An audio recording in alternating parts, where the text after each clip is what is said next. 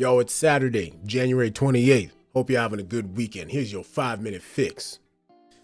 All right, ladies and gentlemen, Championship Sunday in the NFL. You've got the NFC Championship between the Philadelphia Eagles and the San Francisco 49ers, as well as the AFC Championship between the Cincinnati Bengals and the Kansas City Chiefs. Up first, San Fran in Philly, 1 p.m. Mountain Time. What's that, 3 p.m. Eastern Time? This game starts. We've got the Eagles at home versus the 49ers. Now, Eagles offense ranked second in the league versus fifth in the league for the 49ers. Eagles defense comes in at third. One step ahead is the 49ers defense at number 2. Here's where I think the difference is going to be. The Eagles passing offense is ninth in the league, which is kind of surprising if you ask me. Their rushing attack is fifth. Over to the 49ers, they've got a rushing attack of 7th in the NFL, and their passing comes in at 13th. Here's the thing. You know, the 49ers, I think they've won, 11 in a row, 12 in a row, something like that. The Eagles, though, everybody's saying, oh, they're playing the Giants last week. They're playing the Giants. That game was done in the first quarter. If there's an offense that's rolling right now, it is the Philadelphia Eagles offense. And you know what? As good as the 49ers defense is, I don't think you're stopping Jalen Hurts and the rest of that offense on Sunday afternoon, baby. I'm picking the Eagles. And in the later afternoon/evening game, if you're on the East Coast, we have the Cincinnati Bengals at the Kansas City Chiefs. Now, a lot of people have the Chiefs winning this game. Personally, I don't know why. First of all, what is it? The last 3-4 times these two teams have played, the Bengals have beat them. I think 3 of those times in Kansas City, maybe 2, but regardless, the Bengals own the Chiefs right now. Patrick Mahomes is hurt. I don't care what anybody says. High ankle sprain. They're going to jack him up with everything under the sun. The professional grade painkillers, whatever, numbing agents, whatever you want to call it. His mobility is not going to be the best. And we all know Patrick Mahomes needs his mobility to be, I don't want to say to be effective, but to be Patrick Mahomes effective, to be that dynamic player. Get out of the pocket, make all these crazy throws, jump passes, all that kind of stuff. Don't get me wrong. I think it's going to be a barn burner, but I think the Cincinnati Bengals come out on top. Chiefs with the number 1 offense in the league. Patrick Mahomes breaking Drew Brees' record for most passing yards in the season. Bengals with the 15th offense in the league. That drops down because, their rushing is 29th, but their passing is 7th. Obviously, Chiefs passing is 1st. Their rushing attack is 20th. Defense. This is where you'll see the difference. Bengals defense ranked 7th in the league, 12th for the Chiefs. This is going to be a barn burner, but I think ice cold Joe Burrow comes out on top. I'm not going to give a score or anything like that, but I think the Bengals win this game. Okay, here's something crazy, cool, and scary at the same time. These shape-shifting devices melt and reform thanks to magnetic fields.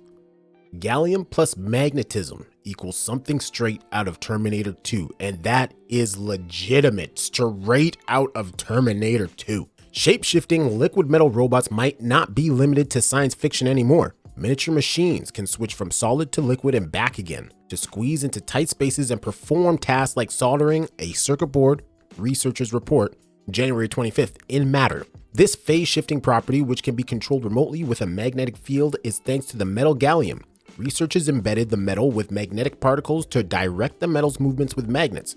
This new material could help scientists develop soft, flexible robots that can shimmy through narrow passages and be guided externally. Now, let's just go to the video. Okay. Now, you see here, we got the magnet down here moving this guy around, and then they activate. Boom, boom. It melts, or seems to melt, and look at that. This is 110% Terminator 2.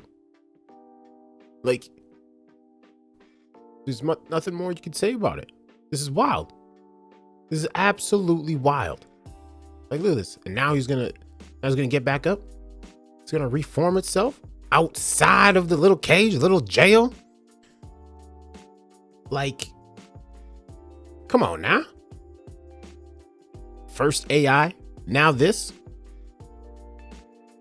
We're doomed, folks. We're doomed. On to something a little more less fearful of existence.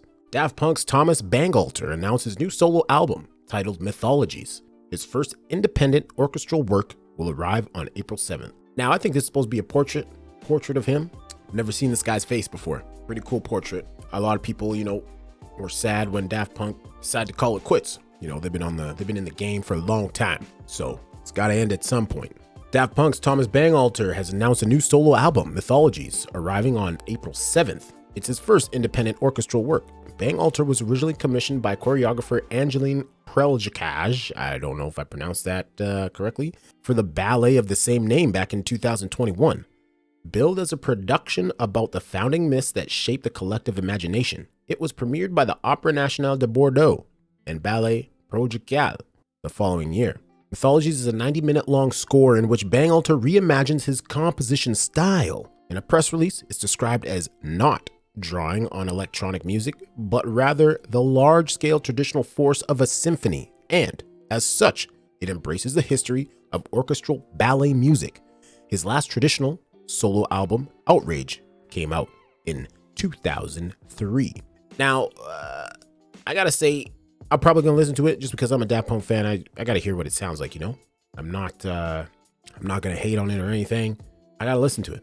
It's orchestral. I know that, but maybe it's good for like some chilling vibes or something. You never know. Here's a track list that you could expect. Some Greek mythology vibes in here. Okay. Not bad. Maybe it'll be good. Who knows?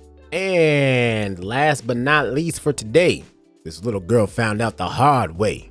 Welcome to the jungle, kid. Silverback gorilla sees a little girl banging on her chest, so he charges her. Look at this. Wow! Oh, and everybody's freaking out. Oh, maybe we get some sound on this. Yeah, we'll get some sound on this. Oh, here we go.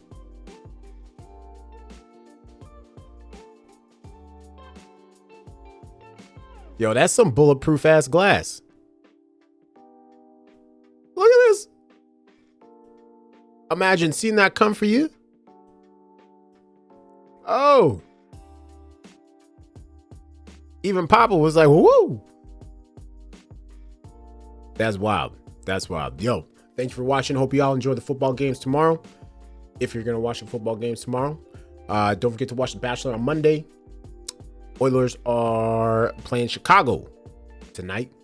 I want to say 8 p.m. hockey night in Canada. And this has been your 5-minute fix.